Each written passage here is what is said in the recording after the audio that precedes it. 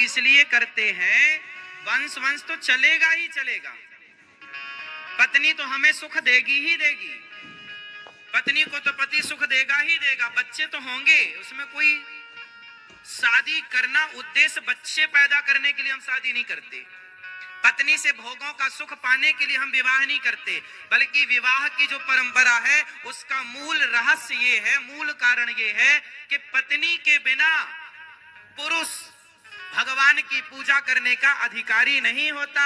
भगवान को पाने में हमारी पत्नी सहयोगी है।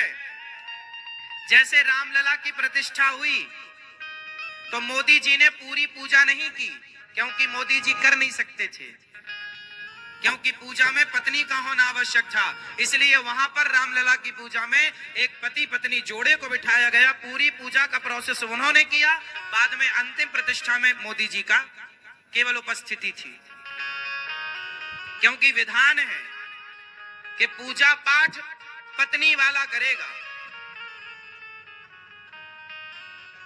अंत में मोदी जी आए, बाकी जो पूरा पद्धति थी 3 दिन का, जो 6 दिन का जो पूजा थी, उसमें मोदी जी नहीं बैठे। क्यों?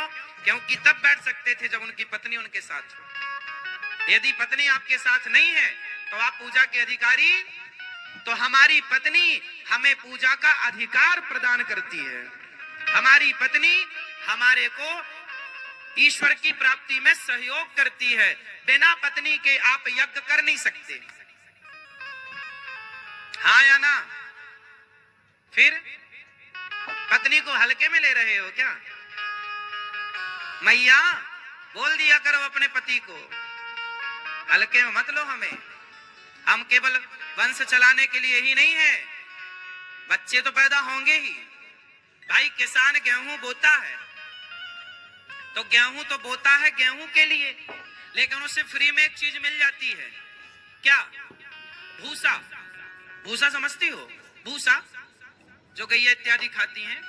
जैसे किसान ने गेहूं बोया तो गेहूं के बदले गेहूं मिलेगा, लेकिन भूसा फ्री में मिलता है। उसी प्रकार वंश तो शादी वादी कर लो, वंश तो फ्री में चलेगा ही चलेगा। ये तो भूसे की तरह है, बच्चे होंगे, लेकिन उद्देश्य है परमात्मा को पाना। पति पत्नी से उद्देश्य क्या है? ईश्वर को पाना। ये वंश तो सब भूसे की तरह मिलना ही है, जाएंगे कहां? दोनों के संयोग से तीसरा तो होगा ही।